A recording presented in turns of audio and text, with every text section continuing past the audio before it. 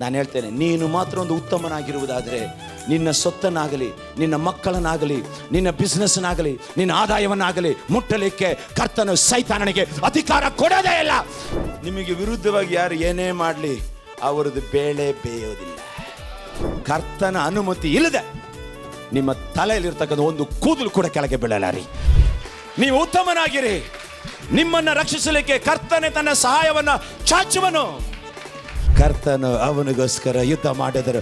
ನಾನು ಹೇಳ್ತೇನೆ, ನೀವು ಕರ್ತನ ಮಕ್ಕಳಾಗಿರುವಾಗ, ದೇವರನ್ನು ನಂಬಿ ಇರುವಾಗ, ದೇವರು ಹೇಳ್ತಾರೆ ನಿಮಗೆ ವಿರುದ್ಧವಾಗಿ ಮಾಡಿದಂಥ ಯಾವುದೇ ಆಯುಧನ ಹಲ್ಲೆಲೂಯಾ ಜಯಿಸೋದಿಲ್ಲ. ರಕ್ಷಣೆ ಹೊಂದಿರತಕ್ಕಂಥ ಮಕ್ಕಳಿಗೆ ವಿರುದ್ಧವಾಗಿ ಯಾರು ಏನೇ ಮಾಡಿದ್ರು, ಏನೇ ನುಡಿದ್ರು ಅದು ಆಗೋದಿಲ್ಲ, ಅದು ನಡೆಯೋದಿಲ್ಲ.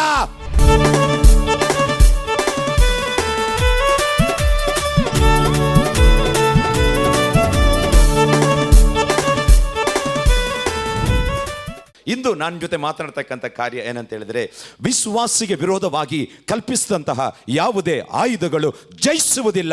ನಿಮಗೆ ವಿರುದ್ಧವಾಗಿ, ನಿಮ್ಮ ಮಕ್ಕಳಿಗೆ ವಿರುದ್ಧವಾಗಿ, ನಿನ್ನ ಕುಟುಂಬಕ್ಕೆ ವಿರುದ್ಧವಾಗಿ, ನಿನ್ನ ಪ್ರಗತಿಗೆ ವಿರುದ್ಧವಾಗಿ, ನಿನ್ನ ಆರೋಗ್ಯಕ್ಕೆ ವಿರುದ್ಧವಾಗಿ, ನಿನ್ನ ಶಾಂತಿಗೆ ವಿರುದ್ಧವಾಗಿ, ನಿನ್ನ ಸಮಾಧಾನಕ್ಕೆ ವಿರುದ್ಧವಾಗಿ, ನಿನ್ನ ವ್ಯವಸಾಯಕ್ಕೆ ವಿರುದ್ಧವಾಗಿ ಸೈತಾನನಾಗಲಿ ಮನುಷ್ಯನಾಗಲಿ ತರ್ತಕ್ಕಂಥ ಯಾವುದೇ ಆಯುಧವಾಗಲಿ, ತಂತ್ರಗಳಾಗಲಿ, ಮಂತ್ರಗಳಾಗಲಿ ನಿನ್ನ ಹೆಸರಿನಲ್ಲಿ ಮಾಡುವುದಾದರೂ ಕೂಡ ಅದು ನಿನ್ನನ್ನು ಜಯಿಸೋದು. ಕರಗಳನ್ನು ತಟ್ಟಿ ಕರ್ತನ ಮಹಿಮೆಪಡಿಸು. ನಿನಗೆ ವಿರುದ್ಧವಾಗಿ, ಪರಿಶುದ್ಧ ಸಂತತಿಗೆ ವಿರುದ್ಧವಾಗಿ, ರಕ್ಷಣೆ ಹೊಂದಿರತಕ್ಕಂಥ ಮಕ್ಕಳಿಗೆ ವಿರುದ್ಧವಾಗಿ ಯಾರು ಏನೇ ಮಾಡಿದ್ರು, ಏನೇ ನುಡಿದ್ರು ಅದು ಆಗೋದಿಲ್ಲ, ಅದು ನಡೆಯೋದಿಲ್ಲ. ಕರಗಳನ್ನು ತಟ್ಟಿ ಕರ್ತನ ಮಹಿಮೆಪಡಿಸಿರಿ. ಪಕ್ಕದಲ್ಲಿ ಕೈ ಕೊಟ್ಟು ಹೇಳಿ, ನಿನಗೆ ವಿರುದ್ಧವಾಗಿ ಯಾರು ಏನೇ ಮಾಡಿದ್ರು ಏನು ನಡೆಯಲ್ಲ. ಹಲ್ಲೆಲೂಯಾ. ನೋಡ್ರಿ, ಯಾವಾಗಲೂ ನಮ್ಮ ಬ್ಯಾಟ್ರಿ ಚಾರ್ಜಲ್ಲಿರಬೇಕು. ಚಾರ್ಜಲ್ಲಿದ್ದರೆ ನಿಮ್ಮ ಕನೆಕ್ಟ್ ಸರಿ ಆಗತ್ತೆ. ನಿಮ್ಮ ಚಾರ್ಜ್ ಇಲ್ಲ ಅಂತ ಹೇಳಿ ಏನಾಗತ್ತೆ, ಹೋಗ್ಬಿಡ್ತದೆ. ಆ ಚಾರ್ಜ್ ಅನ್ನೋದೇ ಕರ್ತನ ಜೊತೆ ಇರ್ತಕ್ಕಂಥ ಒಂದು ಸಂಪರ್ಕ. ಅದು ಪವಿತ್ರಾತ್ಮ ಚಾರ್ಜ್ ಮಾಡ್ತಾ ಇರ್ತಾರೆ. ಆ ಚಾರ್ಜ್ ಏನು ಮಾಡುತ್ತೆ, ಎಳ್ಕೊಳ್ಳುತ್ತೆ. ಹಾಗಾಗಿ ದೇವರು ಇವತ್ತು ನಮಗೆ ಹೇಳ್ತಕ್ಕಂಥ ವಾಕ್ಯ, ಯೆಶಾಯನು ಬರೆದ ಪ್ರವಾದನೆ ಗ್ರಂಥ ನೀವೆಲ್ಲರೂ ಓದಿರ್ತಕ್ಕಂಥದ್ದು, ನೀವೆಲ್ಲರೂ ಕೂಡ ಹೇಳಿ ಆ ವಾಗ್ದಾನವನ್ನು ನನ್ನ ಜೀವಿತದಲ್ಲಿ ಮಾಡಪ್ಪ ಅಂತ ಹೇಳಿದ್ದೀರಾ. ಹಲ್ಲೆಲೂಯಾ. ಹಾಗಾಗಿ ದೇವರು ಹೇಳ್ತಾರೆ, ನಮ್ಮ ಜೀವಿತದಲ್ಲಿ ದೇವರು ಅದ್ಭುತವನ್ನು ಮಾಡುವಂಥ ದೇವರಾಗಿದ್ದಾರೆ. ಹಾಗಾಗಿ ಆ ವಾಕ್ಯವನ್ನು ಓದುವ 54ರಲ್ಲಿ 17, ನಿನ್ನನ್ನು ಎದುರಿಸಲು ಕಲ್ಪಿಸಿದ ಯಾವ ಆಯುಧವು ಜಯಿಸದು. ದೇವರ ಮಕ್ಕಳಿಗೆ ವಿರುದ್ಧವಾಗಿ ಯಾರಾದರೂ ಯೋಚನೆ ಮಾಡಿದರೆ, ಪ್ಲಾನ್ ಮಾಡಿದರೆ, ಕುತಂತ್ರಗಳನ್ನು ಮಾಡಿದರೆ ದೇವರು ಇವತ್ತು ಹೇಳ್ತಾ ಇದ್ದಾರೆ, ಅದು ಜಯಿಸುವುದಿಲ್ಲ.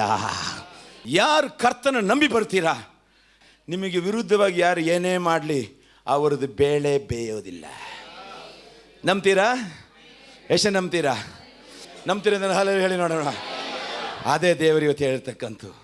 ಹಾಗಾದ್ರೆ ಹೇಳ್ತಾರೆ, ಹಾಗಾಗಿ ಇಷ್ಟು ದಿನ ದೇವರನ್ನು ಅರಿಯಿದೆ, ನೀವು ಕಷ್ಟದಲ್ಲಿ, ನೀವು ದುಃಖದಲ್ಲಿ, ವೇದನೆಯಲ್ಲಿ ಬಿದ್ದಿದ್ರೆ ಇವತ್ತು ದೇವರು ಸಂತೈಸ್ತಾ ಇದ್ದಾರೆ, ನೀನು ಅಳಬೇಡ. 54:11 ಹೇಳ್ತದೆ, ಕುಗ್ಗಿ ಹೋದವಳೆ, ಗಾಳಿಯ ಬಡಿತಕ್ಕೆ ಗುರಿಯಾದವಳೆ, ನಿನಗೆ ಸಂತೈಸೋರು ಯಾರು ಇಲ್ಲ ಅಂತೇಳಿ ಚಿಂತೆಯಲ್ಲಿದೆಯಾ? ನೀನು ಕುಗ್ಗಿ ಹೋದೆಯಾ? ವೇದನೆಯಿಂದ, ಸಾಲದಿಂದ, ದುಃಖದಿಂದ, ನೋವಿನಿಂದ, ರೋಗದಿಂದ ನೀನು ಕುಗ್ಗಿ ಹೋದೆಯಾ? ನಿನ್ನನ್ನು ಸಂತೈಸುವರು ಯಾರು ಇಲ್ವಾ? ಯಾವ ಗಾಳಿ ನಿನ್ನನ್ನು ಬಡಿಯಿತು, ಯಾವ ರೋಗ ನಿನ್ನನ್ನು ಬಡಿಯಿತು, ಯಾವ ದುಃಖ ನಿನ್ನನ್ನು ಬಡಿಯಿತು, ಯಾವ ವೇದನೆ ನಿನ್ನನ್ನು ಬಡಿಯಿತು, ಯಾವ ಬಡತನ ನಿನ್ನನ್ನು ಬಡಿಯಿತು, ಇದರಲ್ಲಿ ಕುಗ್ಗಿ ಹೋದಿಯಾ? ಇದರಲ್ಲಿ ನೀನು ಬಿದ್ದಿದೆಯಾ? ಇವತ್ತು ದೇವರು ಹೇಳ್ತಿದ್ದಾರೆ, ಮಗಳೇ, ಇನ್ನು ಮುಂದೆ ನಿನಗೆ ವಿರುದ್ಧವಾಗಿ ಮಾಡ್ತಕ್ಕಂಥ ಯಾವುದೇ ಆಯುಧ ಆಗಿರ್ಬೋದು, ಅದು ಸಾಲ ಅಂತಕ್ಕಂಥ ಆಯುಧ ಇರ್ಬೋದು, ಅದು ರೋಗ ಅಂತಕ್ಕಂಥ ಆಯುಧ ಇರ್ಬೋದು, ಅದು ದುಃಖ ಅಂತಕ್ಕಂಥ ಆಯುಧ ಇರ್ಬೋದು, ಅದು ಅವಮಾನ ಅಂತಕ್ಕಂಥ ಆಯುಧ ಇರ್ಬೋದು, ಅದು ವೇದನೆ ಅಂತಕ್ಕಂಥ ಆಯುಧ ಇರ್ಬೋದು, ನಷ್ಟ ಅಂತಕ್ಕಂಥ ಆಯುಧ ಇರ್ಬೋದು, ಬಡತನ ಅಂತಕ್ಕಂಥ ಆಯುಧ ಇರ್ಬೋದು, ಯಾವುದೇ ಇರಲಿ, ಯಾವ ವೇದನೆ ಆಗಲಿ ನಿನ್ನ ಗುಡಾರದ ಬಳಿ ಅದು ಬರೋದೇ ಇಲ್ಲ ಅಂತೇಳಿ ಕರ್ತನೆ ಹೇಳ್ತಾರೆ. ಒಬ್ಬೊಬ್ಬರ ಜೀವಿತದಲ್ಲಿ ಒಂದೊಂದು ಆಯುಧ ವಿಭಿನ್ನವಾಗಿ ಕಾರ್ಯ ಮಾಡ್ತದೆ. ಆದರೆ ದೇವರು ಹೇಳ್ತಿದ್ದಾರೆ, ಇವತ್ತಿನಿಂದ ನಿನ್ನ ಬಾಳಿನಲ್ಲಿ ಅದೇ ಕಾರ್ಯ ಮಾಡುವುದಿಲ್ಲ. ಹಾಗಾದರೆ ದೇವರು ಇದನ್ನು ಯಾರಿಗೆ ಹೇಳ್ತಿದ್ದಾರೆ?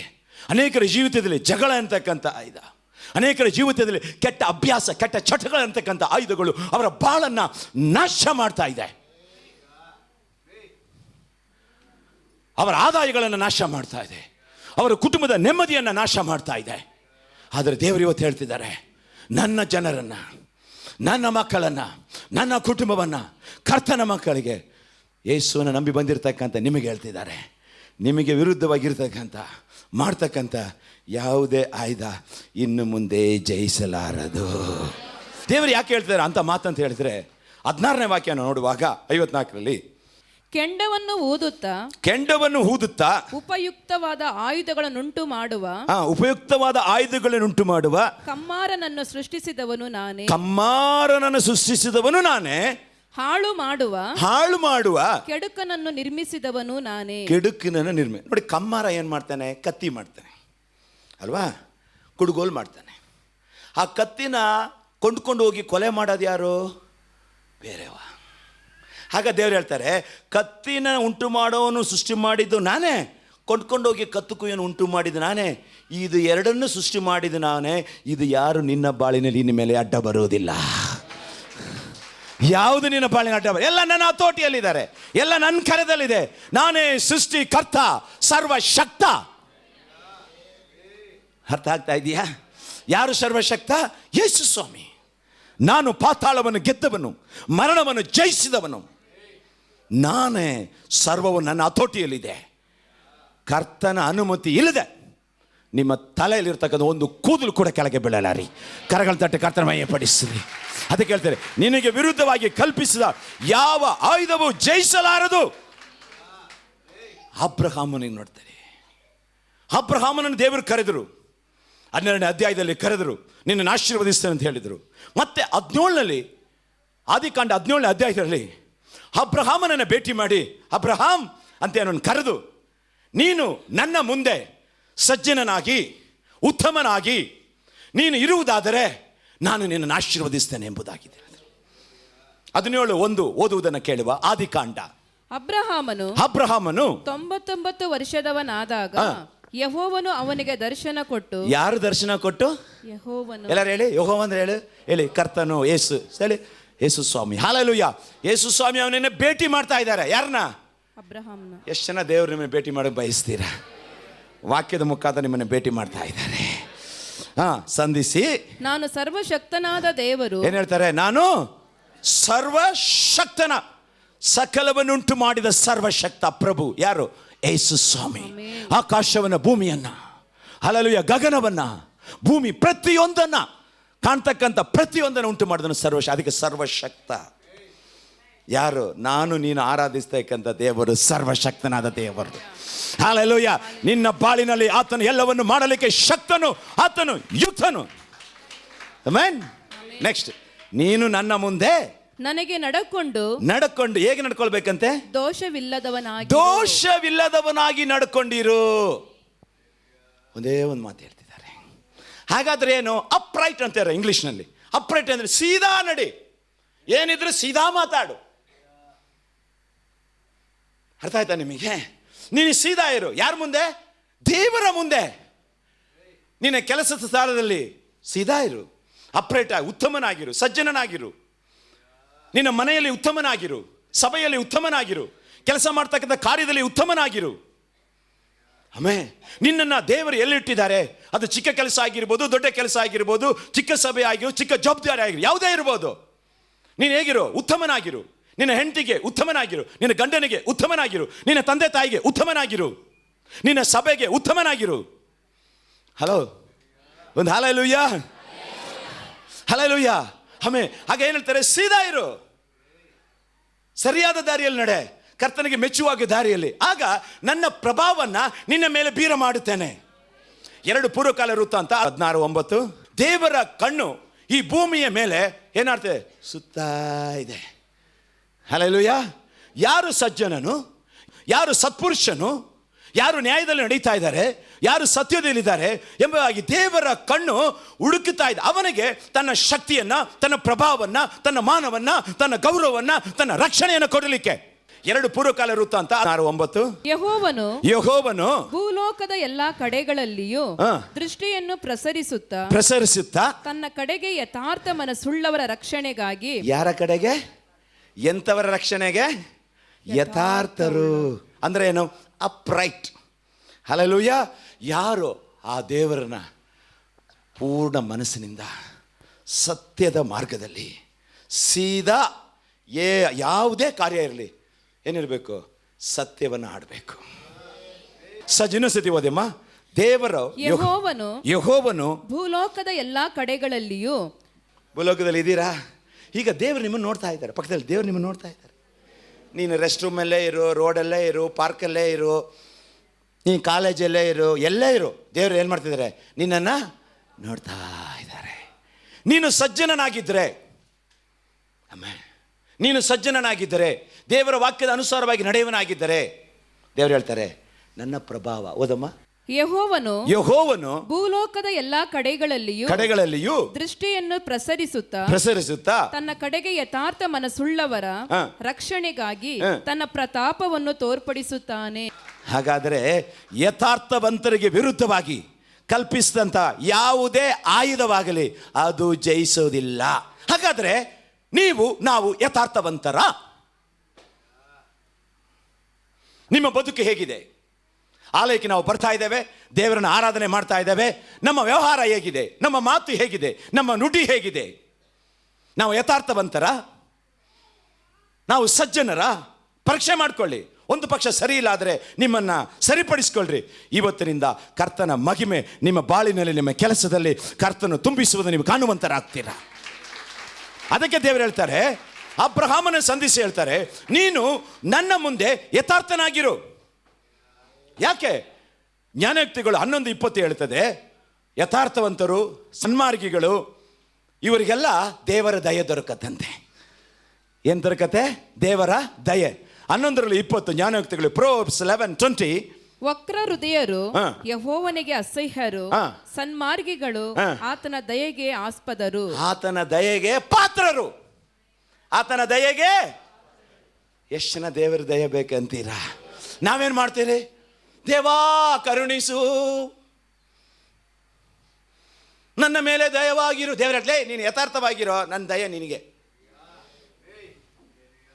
ನಿನ್ನ ಕೆಲಸದ ಮೇಲೆ ದಯೆ ಬೇಕಾ? ನಿನ್ನ ಮಾರ್ಗದಲ್ಲಿ ಹೋಗ್ಬೇಕಾದ್ರೆ ದೇವರ ಕೃಪೆ ಬೇಕಾ? ನಿನ್ನ ಪ್ರತಿಯೊಂದು ಪ್ರಯತ್ನದಲ್ಲಿ, ಪ್ರಯಾಸದಲ್ಲಿ ದೇವರ ಕೃಪೆ, ದೇವರ ದಯ ಬೇಕಾ?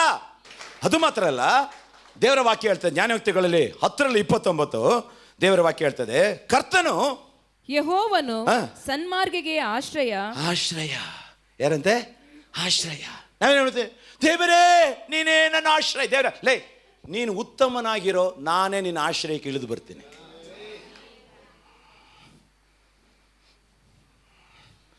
ಆತನೇ ಆಶ್ರಯ, ಆತನೇ ಆಸರೆ, ಆತನೇ ಎಲ್ಲ. ಹಾಗಾದರೆ ಇವತ್ತು ನಾವೊಂದು ತೀರ್ಮಾನವನ್ನು ತಗೊಳ್ಬೇಕು. ನಾವು ಉತ್ತಮನಾಗಿದ್ದಾಗ ದೇವರು ಹೇಳ್ತಾರೆ, ನಿನ್ನ ದುಃಖದಲ್ಲಿ, ನಿನ್ನ ವೇದನೆಯಲ್ಲಿ, ನೀನು ತಳ್ಳಲ್ಪಟ್ಟಾಗ, ಯಾರು ಇಳಿದಿದ್ದಾಗ, ದಿಕ್ಕಿಲ್ಲದವನಿದ್ದಾಗ ದೇವರು ಹೇಳ್ತಾರೆ, ನಾನೇ ನಿನಗೆ ಆಶ್ರಯವಾಗಿ ಇಳಿದು ಬರ್ತೇನೆ. ಹಲ್ಲೆಲೂಯಾ. ನೀನು ಯಾರೇ ಇರಿ, ನಾವು ಸನ್ಮಾರ್ಗದಲ್ಲಿ ಇದ್ದೇವಾ? ನಾವು ಉತ್ತಮವಾಗಿದ್ದೇವಾ? ನಾವು ಸೀದಾ ಮಾರ್ಗದಲ್ಲಿ ನಡೀತಾ ಇದ್ದೇವೆ. ಆ ಸೀದಾ ಮಾರ್ಗ ಸತ್ಯವೇದ. ದೇವರು ಹೇಳ್ತಾರೆ, ನಾನೇ ಸತ್ಯ, ನಾನೇ ಮಾರ್ಗ, ನಾನೇ ಜೀವ. ಇದರಲ್ಲಿ ಯಾರಿದ್ದಾರೆ ಅವ್ರಿಗೆ ಹೇಳ್ತಾರೆ, ನಾನೇನೇ ಕಾಪಾಡ್ತೇನೆ. ಹೋಗಲಿ. ಜ್ಞಾನಯುಕ್ತಿಗಳು 28:18 ಇನ್ನೊಂದು ವಾಕ್ಯವನ್ನು ಓದುವ. ಕರ್ತನ ಏನು ಹೇಳ್ತಾರೆ ನೋಡಿ. ಸನ್ಮಾರ್ಗಿಗೆ ಉದ್ಧಾರ. ನಿಮ್ಮ ಜೀವಮಾನದಲ್ಲಿ ಒಂದು ಉದ್ಧಾರ ಆಗ್ಬೇಕೇನ್ರಿ? ಯಾರು ಹೇಳ್ತಾರೆ, ನನ್ನ ಮಗ ಇವನಿಗೆ ಉದ್ಧಾರನೇ ಆಗಲ್ಲ. ದೇವ್ರು ಹೇಳ್ತಾರೆ, ನಿನಗೆ ಆಸ್ತಿ ಬೇಡ, ಅಂತಸ್ತು ಬೇಡ, ವಿದ್ಯೆ ಬೇಡ, ಯೇಸುವನ್ನು ನಂಬು, ಸನ್ಮಾರ್ಗದಲ್ಲಿರೋ, ನಾನು ನಿನ್ನನ್ನು ಉದ್ಧಾರ ಮಾಡ್ತೀನಿ. ಕೆಲವರು ಹೇಳ್ತಾರೆ, ನಮ್ಮಪ್ಪ ಓದಿಲ್ಲ, ನನಗೆ ಆಸ್ತಿ ಇಟ್ಟಿಲ್ಲ. ಬೇಡ, ಆಸ್ತಿ ಇಟ್ಟವನ್ನೆಲ್ಲ ಚೆನ್ನಾಗಿದ್ದಾರೆ. ನೀವಾಗ ನಾವೇನೇನು ಬೆಂಗಳೂರಿಗೆ ಬರ್ತಾ ನಮ್ಮ ಅಪ್ಪನ ಆಸ್ತಿ ಎಲ್ಲ ಬಂದೆ ಇಲ್ಲ, ಏಸಪ್ಪನ ಆಸ್ತಿಯಲ್ಲಿ ನಿಂತಿದ್ದೀನಿ. ಕರಗಳ ತಟ್ಟಿ ಕರ್ತನ ಮಹಿಮೆಪಡಿಸಿ. ಹಾಗಾಗಿ ದೇವರು ಹೇಳ್ತಾರೆ, ನೀನು ಸನ್ಮಾರ್ಗಿಗೆ ದೇವನು ರಕ್ಷಣೆ, ಉದ್ಧಾರ ಮಾಡುವನು. ನೋಡಿ, ಅಬ್ರಹಾಮ ನೋಡಿ ಹೇಳಿದರು, ಅಬ್ರಹಾಮನ ದೇವರ ಮುಂದೆ ಉತ್ತಮನಾಗಿ ನಡೆದನು. ಅಬ್ರಹಾಮನು ಉತ್ತಮನಾಗಿ ನಡೆಯುವಾಗ ದೇವರವನು ಹೇಗೆ ರಕ್ಷಿಸಿದನು, ಹೇಗೆ ಕಾಪಾಡಿದನು ಎಂಬುದನ್ನು ಹೇಳ್ತೇನೆ. ಆದಿಕಾಂಡ 20:1 ನೋಡುವಾಗ, ಅಬ್ರಹಾಮನು ಗೆರಾರಿನಲ್ಲಿ ಇರುವಾಗ ಅರಸನಾದ ಅಬಿಮೆಲೇಕ ಈ ಅರಸನಾದ ಅಭಿಮೇಲೆಕ ಏನ್ ಮಾಡ್ದ, ಈ ಸಾರಾ ಅಂತಕ್ಕಂಥ ಅವನ ಹೆಂಡತಿಯನ್ನ ಅರಮನೆಗೆ ಕರೆದುಕೊಂಡು ಹೋದ. ಕರೆದುಕೊಂಡು ಹೋದ. ಆದರೆ ಅಬ್ರಹಾಮ್ ಎಲ್ಲಿದ್ದಾನೆ? ಅವನ ಗ್ರಾಮದಲ್ಲಿದ್ದಾನೆ, ಅವನು ಅವ್ರ ಮನೆಯಲ್ಲಿದ್ದಾನೆ. ಅಬ್ರಹಾಮನೇ ಹೆಂಡತಿಯನ್ನು ಅವನು ಕೊಂಡೋಗಿದ್ದಾನೆ, ಕಿಡ್ನಾಪ್ ಮಾಡಿ ಕೊಂಡೋಗಿದ್ದಾನೆ. ಹೋಗಿ ಯುದ್ಧ ಮಾಡಿ ತರಲಿಕ್ಕೆ ಅಬ್ರಹಾಮನಲ್ಲಿ ಬಲ ಇಲ್ಲ, ಜನ ಇಲ್ಲ, ಧೈರ್ಯ ಇಲ್ಲ, ಏನೂ ಇಲ್ಲ. ಯಾಕಂದ್ರೆ ಅವನೇ ರಾಜ ಅಭಿಮೆಲೆಕ. ಅವನಿಗೆ ವಿರುದ್ಧವಾಗಿ ಯುದ್ಧ ಮಾಡ್ಲಿಕ್ಕೆ ಆಗ್ತಾ ಇಲ್ಲ, ಅವನಲ್ಲಿ ಬಲ ಇಲ್ಲ, ಏನೂ ಇಲ್ಲ. ಆದರೆ ಅಬ್ರಹಾಮನಲ್ಲಿ ಇದ್ದಂಥ ಒಂದು ಗುಣ ಏನು? ಅವನು ದೇವರ ಸಮ್ಮುಖದಲ್ಲಿ, ಆ ದೇವರ ಸಾನ್ನಿಧ್ಯದಲ್ಲಿ ಅವನು ಉತ್ತಮನಾಗಿದ್ದ. ಒಂದು ಪಕ್ಷ ಅಬ್ರಹಾಮ ವೇದನೆಯಲ್ಲಿ ಇದ್ದಿರಬಹುದು, ಅಥವಾ ಅವನು ಪ್ರಾರ್ಥನೆ ಮಾಡಿರ್ಬೋದು, ಅಥವಾ ಅವನು ವಿಶ್ವಾಸ ಧೈರ್ಯವಾಗಿ ಕೂಡ ಇದ್ದಿರಬಹುದು, ಹೇಳಕ್ಕಾಗಲ್ಲ. ಆದರೆ ಅವನು ಉತ್ತಮನಾಗಿ ಬಾಳಿದ್ದರಿಂದ, ಜೀವಿಸಿದ್ದರಿಂದ, ಆ ರಾತ್ರಿ ಸಾರಾ ಎಲ್ಲಿದ್ದಾಳೆ? ಅರಮನೆಯಲ್ಲಿ. ಇವನು ಎಲ್ಲಿದ್ದಾನೆ? ಮನೆಯಲ್ಲಿದ್ದಾನೆ, ಟೆಂಟಲ್ಲಿದ್ದಾನೆ ಇವನು. ಹಲ್ಲೆಲೂಯ. ಹೇಗೆ ರಕ್ಷಿಸಲಿಕ್ಕೆ ಸಾಧ್ಯ? ದೇವರೇ ಹೇಳ್ತಾರೆ, ಉತ್ತಮನನ್ನು ನಾನು ರಕ್ಷಿಸುತ್ತೇನೆ, ಉತ್ತಮನನ್ನು ನಾನು ರಕ್ಷಿಸುತ್ತೇನೆ. ಆ ವಾಕ್ಯ ಏನು ಹೇಳ್ತದೆ? 2 ಪೂರ್ವಕಾಲ ವೃತ್ತಾಂತ 16:9 ಏನು ಹೇಳ್ತದೆ? ಯೆಹೋವನ ಕಣ್ಣು ಭೂಲೋಕವೆಲ್ಲ ಸುತ್ತಾಡ್ತಾ ಇದೆ, ಯಾರು ಉತ್ತಮರಾಗಿದ್ದಾರೆ ಅವರ ಮೇಲೆ ಯಾರ ಕಣ್ಣಿದೆ? ದೇವರ ಕಣ್ಣಿದೆ. ನಾನು ಹೇಳ್ತೇನೆ, ನೀನು ಮಾತ್ರ ಒಂದು ಉತ್ತಮನಾಗಿರುವುದಾದರೆ ನಿನ್ನ ಸೊತ್ತನ್ನಾಗಲಿ, ನಿನ್ನ ಮಕ್ಕಳನ್ನಾಗಲಿ, ನಿನ್ನ ಬಿಸ್ನೆಸ್ನಾಗಲಿ, ನಿನ್ನ ಆದಾಯವನ್ನಾಗಲಿ ಮುಟ್ಟಲಿಕ್ಕೆ ಕರ್ತನು ಸೈತಾನನಿಗೆ ಅಧಿಕಾರ ಕೊಡೋದೇ ಇಲ್ಲ. ಕರಗಳನ್ನು ತಟ್ಟಿ ಕರ್ತನ ಮಹಿಮೆಪಡಿಸು.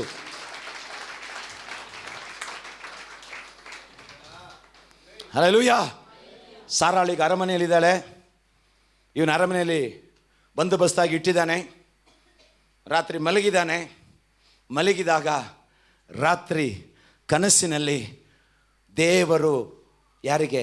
ಅಭಿಮೆಲೆಕನಿಗೆ ಕನಸಿನಲ್ಲಿ ಕಂಡು, ಮಗನೇ, ಈ ಸಾರಾಳೇನ ನೀನು ಮುಟ್ಟಿದ್ರೆ ಮಗನೇ ನೀನು ಸತ್ತೋಗ್ತೀಯ. ಪಕ್ಕದಲ್ಲಿ ಹೇಳಿ, ಕರ್ತನು ನಿಮ್ಮ ಪಕ್ಷ ಇರುವಾಗ ನಿಮಗೆ ವಿರುದ್ಧವಾಗಿರೋರು ಯಾರು ಇಲ್ಲ. ಯಾರು ಇಲ್ಲ. ರಾಜನು ಏನು ಮಾಡೋಕ್ಕಾಗಲ್ಲ, ಮಂತ್ರಿನ ಏನು ಮಾಡೋಕ್ಕಾಗಲ್ಲ.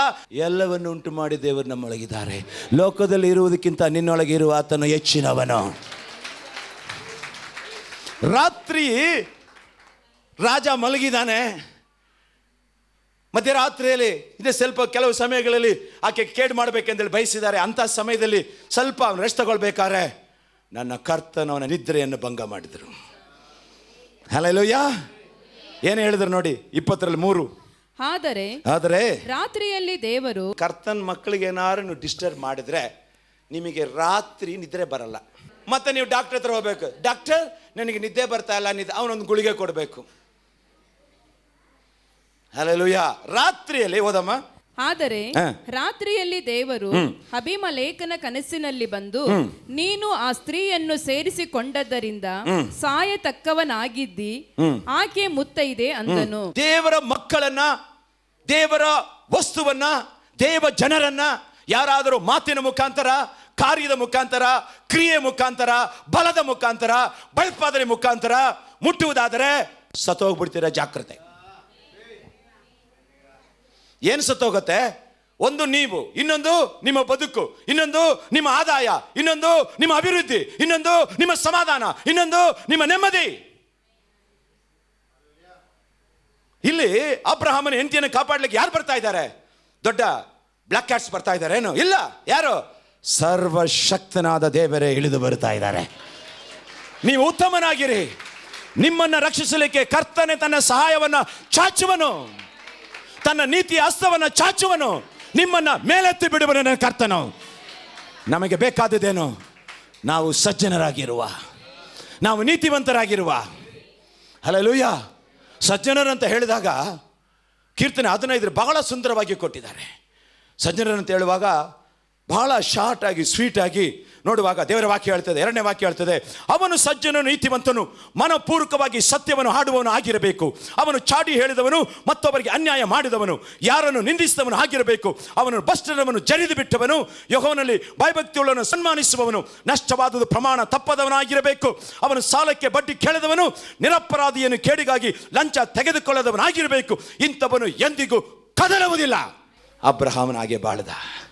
ಹಲ್ಲೆಲೂಯ. 20:14 ಆದಿಕಾಂಡ ಆ ರೀತಿ ಹೇಳಿದ ಕೂಡಲೇ 28 ಹೋದ್ರಿ. ನಿದ್ದೆ ಭಂಗ ಆಯ್ತಲ್ಲ. ಅವಾಗ ಏನ್ ಮಾಡ್ದ ನೋಡಿ, ಬೆಳಿಗ್ಗೆ ಅಭಿಮಲೇಖನು ಹಾ. ತನ್ನ ಸೇವಕರೆಲ್ಲರನ್ನು ಕೂಡಿಸಿ ಹಾ. ಈ ಸಂಗತಿಗಳನ್ನೆಲ್ಲ ತಿಳಿಸಲು ಅವರು ಬಹು ಭಯಪಟ್ಟರು. ಆಮೇಲೆ ಈಗ ಮೀಟಿಂಗ್ ನಡೆಯೋದೆಲ್ಲ 10 ಗಂಟೆ 11 ಗಂಟೆಗೆ. ಇವಾಗ ಏನಾಗ್ಬಿಟ್ಟಿದೆ, ನಿದ್ದೆ ಭಂಗ ಆಯ್ತಲ್ಲ, ಈಗ ತುರ್ತು ಮೀಟಿಂಗ್ ಕರೆದು ಬಿಟ್ಟಿದ್ದಾನೆ, ಎಮರ್ಜೆನ್ಸಿ ಮೀಟಿಂಗು, ಅಸೆಂಬ್ಲಿ. ಅದೇ ರೀತಿ ಇಲ್ಲಿ ಒಂದು ತುರ್ತು ಮೀಟಿಂಗ್, ಅವಸರದ ಮೀಟಿಂಗು. ಏನು, ರಾತ್ರಿ ದೇವರು ನನ್ನ ಕನಸಿನಲ್ಲಿ ಬಂದರು, ಮಾಡಿ ತಪ್ಪಿಗೆ ತವಣಿಗೆ ಬಿಡ ಅಂತ ಹೇಳ್ಬಿಟ್ರು. ಊರು ಜನರಿಗೆ ಗೊತ್ತಾಗ ಮುಂಚೆ ಲೀಡರ್ಸ್ನೆಲ್ಲ ಕರೆದು ಮೀಟಿಂಗ್ ಮಾಡಿ 2014ರಲ್ಲಿ ಏನ್ ಮಾಡ್ತಾನೆ ಗೊತ್ತಾ? ಆಗ ಅಭಿಮಲೇಖನು ಅಬ್ರಹಾಮನಿಗೆ ಕುರಿ ದನಗಳನ್ನು ದಾಸ ದಾಸಿಯರನ್ನು ಕೊಟ್ಟು ಅವನ ಹೆಂಡತಿಯಾದ ಸಾರಾಳನ್ನು ಅವನಿಗೆ ಒಪ್ಪಿಸಿ, ಇಗೋ ನನ್ನ ದೇಶವು, ಇದರೊಳಗೆ ನಿನಗೆ ಇಷ್ಟವಿದ್ದ ಕಡೆಯಲ್ಲಿ ವಾಸ ಮಾಡಬಹುದು ಅಂದನು. ಏನ್ ಮಾಡ್ದ? ಒಪ್ಪಿಸಿಬಿಟ್ಟ. ವಾಪಸ್ ಹೆಂಗ್ ಬಂತು ರೀ? ಅಬ್ರಹಾಮನಿಗೆ ವಿರೋಧವಾಗಿ ಅಭಿಮಲೇಖ ಕಲ್ಪಿಸಿದಂತಹ ಯಾವುದೇ ಆಯುಧ ಜಯಿಸಲಿಲ್ಲ. ಕರ್ತನು ಅವನಿಗೋಸ್ಕರ ಯುದ್ಧ ಮಾಡಿದರು. ನಾನು ಹೇಳ್ತೇನೆ, ನೀವು ಕರ್ತನ ಮಕ್ಕಳಾಗಿರುವಾಗ, ದೇವರನ್ನು ನಂಬಿ ಇರುವಾಗ, ದೇವರು ಹೇಳ್ತಾರೆ, ನಿಮಗೆ ವಿರುದ್ಧವಾಗಿ ಮಾಡಿದಂಥ ಯಾವುದೇ ಆಯುಧನ ಹಲ್ಲೆಲೂಯಾ ಜಯಿಸೋದಿಲ್ಲ. ಕರ್ತನನ್ನ ನಂಬ್ಕೊಳ್ರಿ, ಕರ್ತನನ್ನ ಪಟ್ಟಾಗಿ ಹಿಡಿದುಕೊಳ್ಳ್ರಿ. ಪ್ರಾಣ ಇರುವವರೆಗೂ ನಿನ್ನನ್ನೇ ಆರಾಧಿಸುವೆ, ನಿನ್ನನ್ನೇ ನಾನು ನಂಬುವೆ, ನಿನ್ನನ್ನೇ ಹಿಂಬಾಲಿಸುವೆ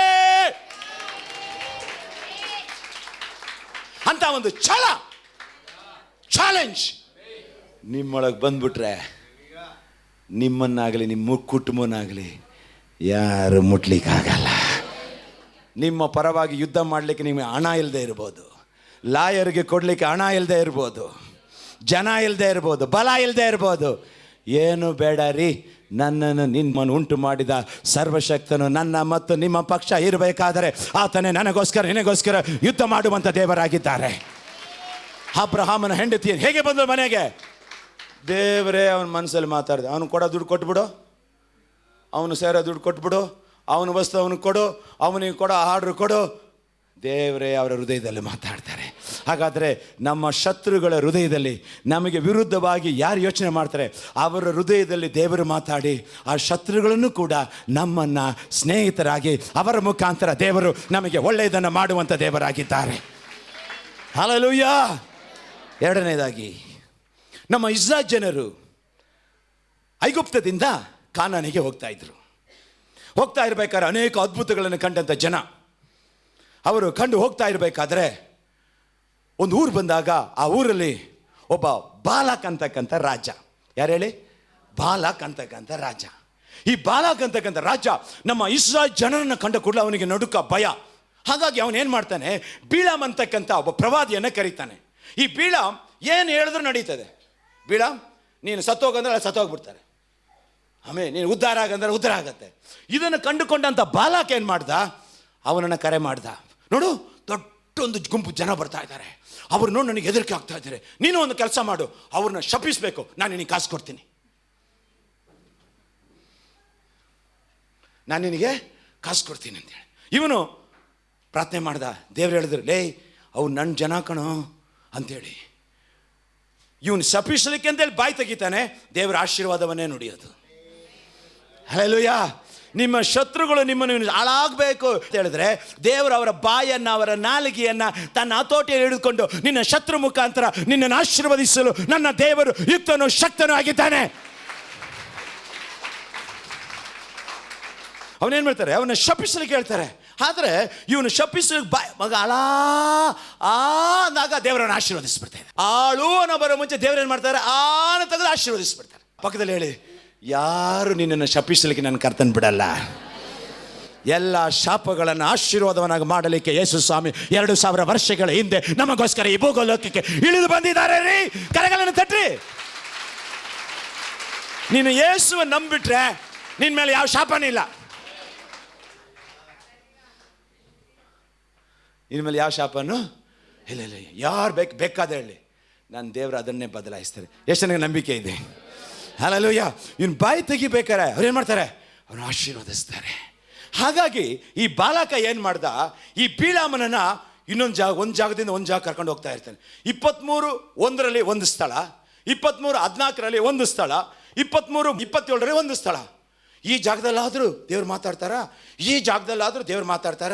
ರೇ, ಒಂದು ಮಾತು ಹೇಳ್ತೀನಿ, ಕೆಲವೊಬ್ರು ಯೋಚನೆ ಮಾಡ್ತಾರೆ, ಆ ಸಭೆಯಲ್ಲಿ ದೇವರು ಮಾತಾಡ್ತಾರಾ, ಈ ಬೆಟ್ಟದಲ್ಲೂ ನಿಂತರೆ ಮಾತಾಡ್ತಾರಾ?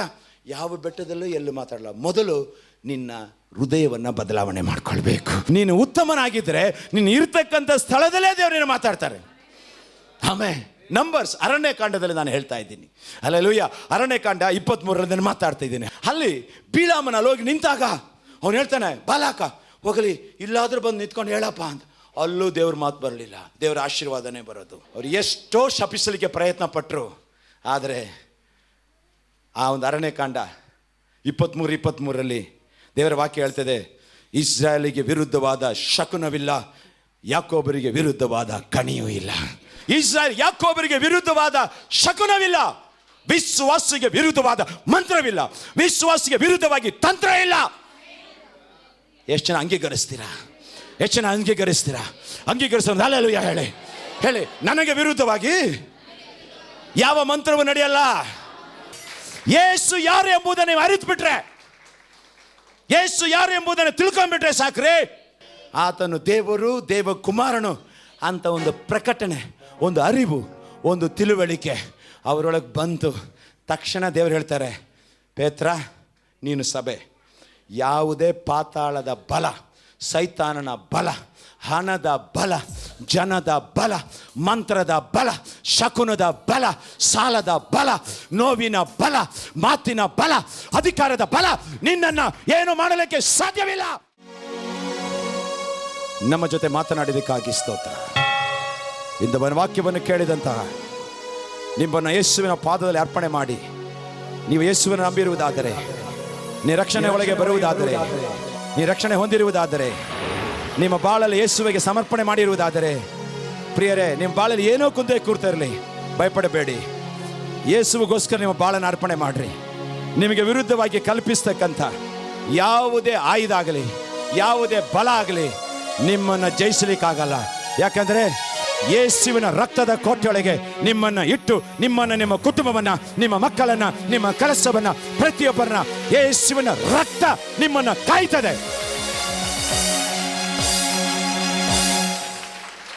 ಪ್ರತಿಯೊಬ್ಬರನ್ನ ಆಶೀರ್ವದಿಸಿರಿ ಸ್ವಾಮಿ. ಈ ವಾರೆಲ್ಲ ಜೊತೆ ಇದು ಸ್ವಾಮಿ. ಇನ್ನು ಮುಂದೆ ಯಾವುದೇ ಉಪದ್ರವಗಳು ಗುಡಾರದ ಬಳಿ ಬರದ ಹಾಗೆ ಕಾಪಾಡಿ ನಡೆಸಿರಿ. ಯೇಸುವಿನ ನಾಮದಲ್ಲಿ ಬೇಡುತ್ತೇನೆ ಸ್ವಾಮಿ, ಆಮೆನ್. ನಮ್ಮ ಕರ್ತನಾದ ಯೇಸು ಕ್ರಿಸ್ತನ ಕೃಪೆಯು, ದೇವರ ಪ್ರೀತಿಯು, ಪವಿತ್ರಾತ್ಮರ ಅನ್ಯೋನ್ಯತೆಯು, ದೇವರ ವಾಗ್ದಾನವು ನಿಮ್ಮೆಲ್ಲರೊಂದಿಗೂ ಇರಲಿ. Amen, amen. Thank you. God bless you. See you again next weak.